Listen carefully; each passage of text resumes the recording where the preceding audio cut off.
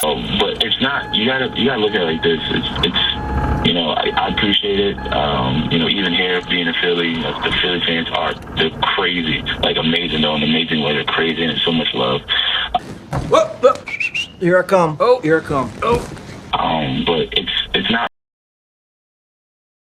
And I appreciate that it's not real because it could be taken away from you so quick. You know, I've been at that point where I played in New York, and you know, obviously our team wasn't successful in the beginning, but I was a rookie of the year. You know, at the Met Gala, you know, big name, and boom, a year or two later, I tore my knee and I got hurt again. And you know, it could be just as much love and praise you get, it can turn around so quick and be taken away from you, and it could be filled with hate and all that. So you can't get caught up in either, right? Because if you get caught up in too much of the love, then you get a big head. And if you get caught up in too much in the hate, then you know you're not playing the game for the right reason. So it is a tough battle to have, but there has to be a balance in there somewhere. And for me, I just do it by not falling into the trap of the love too much or the hate too much, because the real love comes from your family and from your friends. You know, those are the people that's going to be with you